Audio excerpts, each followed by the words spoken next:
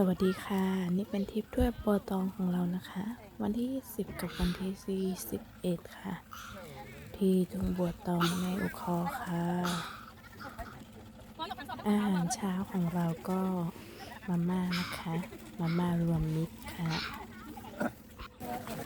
หลังจากตื่นมาทำอาหารเช้าแล้วต้องช่วยกันเก็บเต็นท์นะคะหลังจากไปค้างคืน1 คืน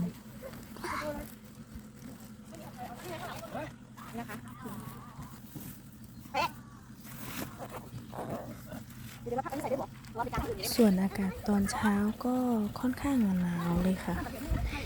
หนาวเลยกินให้ต่อไม่ไหมต้องก่อไฟนะคะเพราะว่านั่งโอเปียมนั่งโอเปียมได้มันใจข่ายหน่อยเลย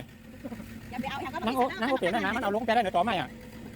นั่งโอเปียมได้ทำมายังใจดีครับว่านั่งโอเปียมมันเอาลงไปได้ในต่อไม่หรอกเพราะว่าแย่งกันตักมาม่านะคะ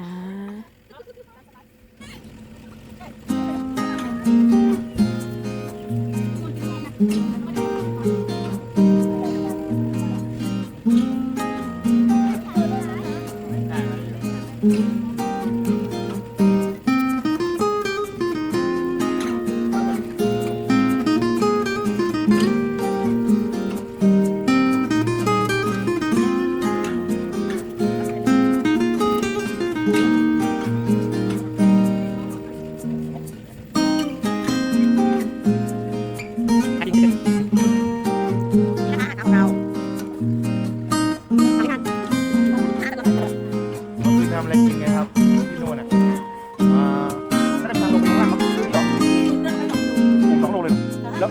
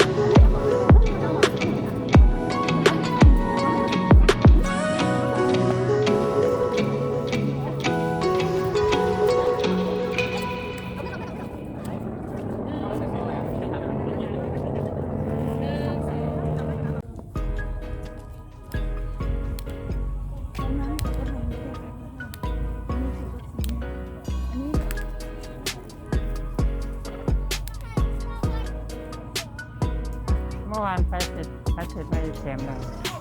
ไข้หวัดใหญ่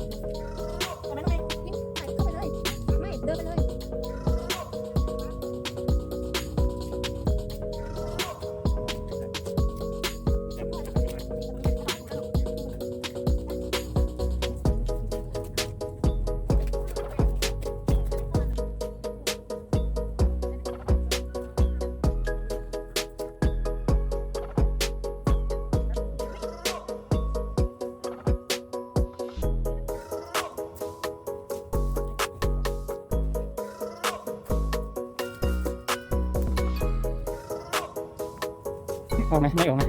อาจจะได้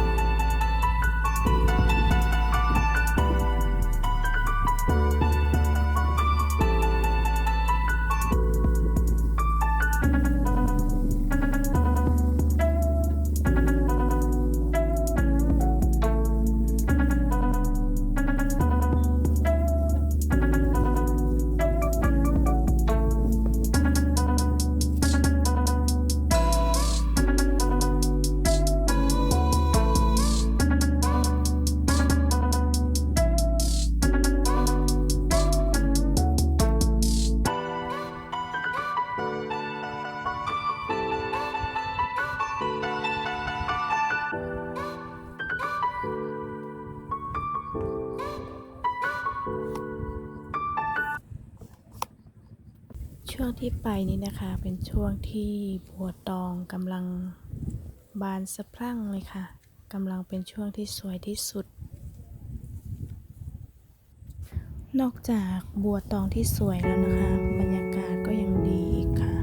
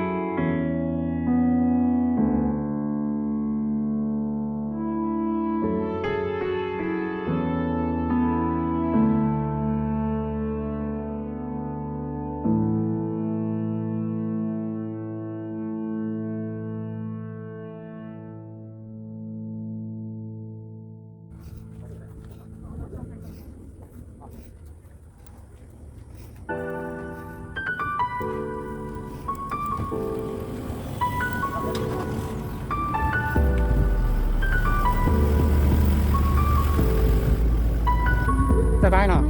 ไม่หาคะแนนเลยเลยด้านหน้าได้เพิ่มมาปั่นกลางไงตั้งต้นหน่อยกันถึงไหม